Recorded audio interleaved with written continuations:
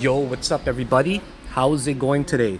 So today's date is Thursday, October the 12th, and I'm still on my mini vacation with my parents. We're heading to Hawaii, and then I'll be back in Istanbul, Turkey on October the 20th.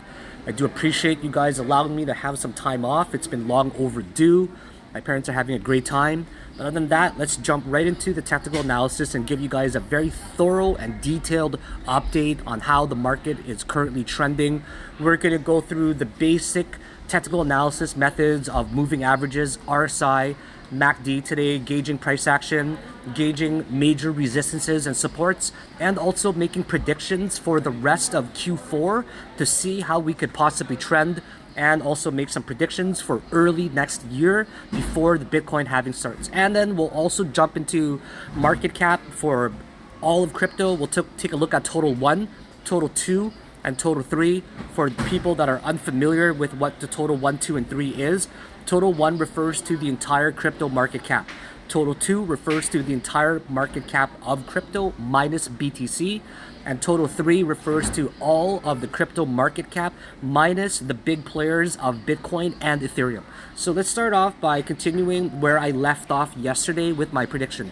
So I'm currently short Bitcoin from $27,600 with 9 Bitcoins, which is a $250,000 short position, where I'm currently up about $9,000, which is not bad considering my cruise costed me about, this entire trip is costing a lot more than I thought. But this one trade, when it hits my target around $25,200, it's actually going to pay for the entire trip in one gigantic swing position. So that always makes me happy to be able to capitalize on some profits while on vacation.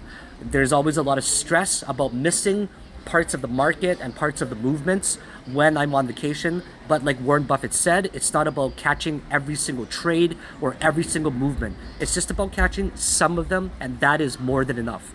So yesterday I left off by saying that Bitcoin, let me close my camera to give you a little bit more real estate here. So we left off yesterday by first of all identifying the key structure of this major sloped trendline support that has been holding for roughly 4 months now. As you can see, $31,000 has been a major resistance for about 2.5 years. It dates back all the way to January of 2021. And this is actually going to be about 3 years running now where this current resistance is holding strong. So if you take a look exactly where this trend line is, around the $31,000 region, where that white line is, it's been intersecting with early 2021, and then we got May, June, July of 2022, and then we also got this 1 month period where it held as well in 2022 there, and then we tried to break it twice, but we failed miserably, where we ended up getting bearishly diverging RSI across the board. Price action dictated massive bearish movement and resistance to the downside. Therefore, the bulls ended up capitulating, and here we are now getting a relief rally where we're gonna start bouncing to the downside again. Not only that, if you take a look at this major trend line right here, you see that this trend line was traditionally holding for over a period of 8 months. And then of course, like any other trend line, it's either meant to be broken or it's meant to be held and then projected to the upside or the downside. So you can see that this is a major break to the downside. And the only reason we held here at $25,200 is because of this resistance that we're seeing around there. So the second white line is going to depict a support range around the $25,200 range, where it's held back in July, and then it held back in February, and then it held in June again here, and then it held multiple times here in July, August, and September. So would it make sense that the 200 weekly moving average, the exponential moving average, is likely to break to the downside and hit that white line around 25,002? I think so. That's why I'm in a $250,000 short position right now. Usually when it comes to Bitcoin, I would play larger positions, but due to the fact that I'm on vacation right now, I'm not comfortable trading from a cruise ship where the internet is unreliable and I may not have internet for a few hours or a few days if a decision needs to be made promptly. So we take a look there that the major trend line breaks to the downside, and then we end up getting this massive resistance, which looks like there's going to be a descending triangle, right? If you take a look really closely here, it's hard to not say that this would not come into a formation of a descending triangle. And this looks like it's going to come to an epic conclusion and reach an apex by the end of 2024. So if this does reach an apex and a conclusion, I would have to bet to the downside due to the fact that there's heavy bearish momentum to the downside and this descending triangle is not in the bull's favor. Not only that, I believe that a Fed pivot needs to be made first. Right now, Gary Gensler is in charge, of course, and he needs to be fired as the SEC chair. Although XRP had some positive news where the court ruled against them and a huge rally, I think it was like 70%. I can't remember in the top of my head, but it fell right back down. It capitulated even lower than where it began. And lots of coins like Algorand, which is my number one holding right now, I'm carrying a gigantic portion of my portfolio in Algorand. But of course, like I mentioned, that I did end up liquidating a lot of my position for the altcoins because I believe that there's one more capitulation that is likely to happen. And like Benjamin Cohen calls it, he calls it the altcoin reckoning. So right now, I believe that Q4 may lead very bearishly, but by the end of the year, we could see some positive bullish momentum. So September traditionally has been very bearish. Let me just turn on my camera while I talk about some of the things here. So September has been bearish for 7 years in a row, and historically, it's always been bearish. So you would bank on the fact that the 8th would be bearish as well, but it does not always have to hold true. This first year ever, Bitcoin was actually bullish with a 5% gain. October and November has been very bullish for the past few years. I think 4 or 5 years in a row running now, but it does not always mean that it needs to be held bullishly again. We could find it very bearish, especially with how the economy is right now and how the Fed really does need to pivot. Right now, every country is suffering. Interest rates are at all-time high. I'm Canadian, right? Even though I live in Turkey, in Canada, it's very unaffordable, the housing right now. In America, it's even worse. So until the Fed pivots, until this interest rate gets fixed, I do not foresee a possible bull run coming anytime soon. But of course, Bitcoin has always outperformed the market when it comes to the S&P 500, when it comes to gold. Therefore, with the Bitcoin halving coming up, there is a possibility in April of 2024, maybe Q1 leading up to April, there could be a gigantic accumulation and distribution period. And if this does happen, and historically we've always seen the price of Bitcoin always finish at the end of the year of the Bitcoin halving year in a major surplus. So I've got quite a bit of cash on hand right now, over 7 figures, and I'm more than willing to start dollar cost averaging Bitcoin probably around the end of the year and early next year as well. And what I hope is for the market dominance to pick up to anywhere from 55 to 60% for Bitcoin. When it reaches a peak, I intend to sell it and then reinvest that profit that I made into the altcoin market where altcoin season could potentially start happening. So this is a really good metric here that Benjamin Cohen brought up. I got to give respect where it's due. I'm going to show you guys this chart. This refers to the total 3 chart. Total 3 refers to the entire crypto market cap minus Bitcoin and minus Ethereum. And then you subtract it from the Tether's market cap, and then you divide it by the market cap of Bitcoin. And this is what you actually get. Okay, you get a ratio. You get a ratio of 0.45. And this ratio will usually indicate when we have found the bottom and when an altcoin season could begin. And as you can see here, this ratio is somewhere around 0.27. Right now, we're at 0.45. So perhaps we could find a drop to the downside. And I got to give credit once again to Benjamin Cohen. He's a macro economist, and he knows his shit, put it that way, right? What am I? I'm just a stupid mathematician and engineer, failed mathematician and engineer, moved into crypto, right? So I just focus on technical analysis. I'm not going to take credit where it's due, but this ratio seems to be very prominent around the 27 range. Now, it's not guaranteed to hit it.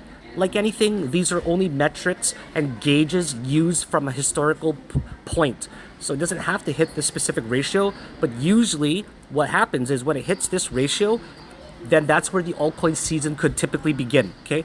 And then when Bitcoin actually reaches an all-time high, the ratio of Bitcoin market cap versus all of the altcoins, including Ethereum, is usually a 1-to-1 ratio. So as you can see here, so this is a really good indication of how we could possibly start to see the upcoming altcoin market. So you can see that right now in crypto, we're starting to bleed, guys. We have lost about $100 billion in the past 2 weeks alone. So that's a 10% market decline.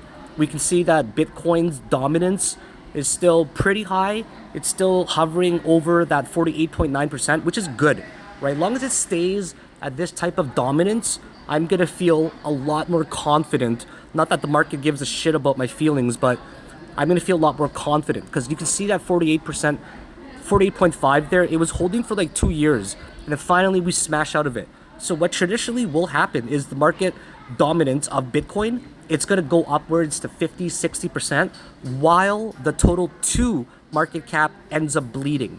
So total 2 refers to the entire market cap minus Bitcoin's market cap, right? So you can start to see right now that on the 2 week, we're starting to bleed, and there could even be a possible descending triangle occurring. So if there's one capitulation that could happen, it would actually be in this market right here. So if this market cap ends up bleeding for a total 2, we're going to get a capitulation while Bitcoin dominance skyrockets. And if you take a look at total 3, which is even worse, that's the entire market cap minus Bitcoin and minus Ethereum. You're going to see that, which is basically every altcoin except for the top 2, right? Ethereum and Bitcoin. You're seeing that it's bleeding like crazy right now. So it's not really in your best interest to start dollar cost averaging heavily. If you take a look at coin market cap right here and look at it on the 30-day scale, what you're going to see is that it's bleeding as well. There's not any coins except for Solana that's been up about 18%. Take a look at everything else in my portfolio of 14 coins. You see that everything is either steady or bleeding. Algorand is still under 10 cents. That is a coin that I'm down a substantial amount on that coin and on Internet Protocol and on HBAR and on Polkadot. So these coins here, they are just destructive right now if you were to purchase it long term. I don't believe it's time to purchase for dollar cost averaging yet. If you take a look at a coin like Polkadot, okay, most coins have reached a low in 2023, right? In January 2023, late last year, they reached a low. But if you take a look at a coin like Polkadot, you'll see that they have made an extraordinarily new low. So this is an example right here.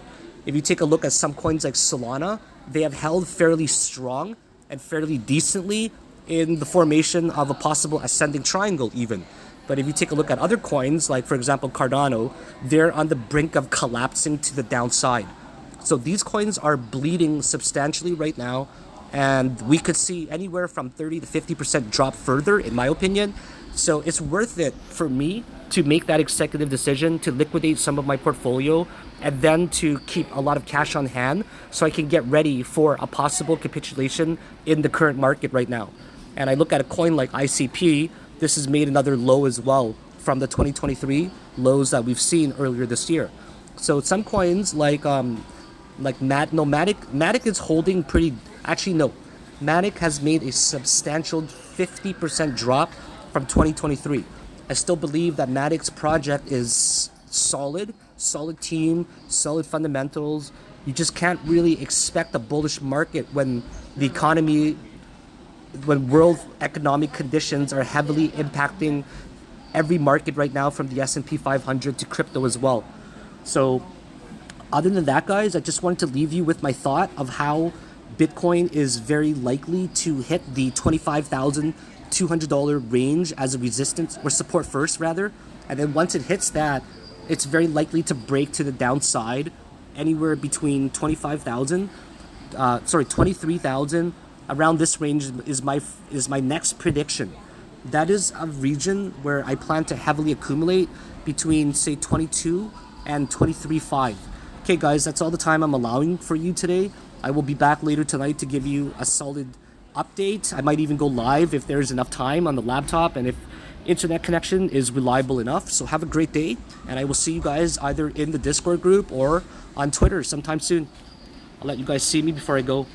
Okay, have a great night, everybody. Right now is currently 8:30 in the morning, so I'm gonna start enjoying my screwdriver early in the morning. Maybe I'll find a few possible day trades, but as it stands right now, I'm very bearish on Bitcoin with a 250K position, 9 Bitcoins short from 27,600, and my target is 25,200 first of all. So have a great day, baby whales, and I'll talk to you soon. Bye now.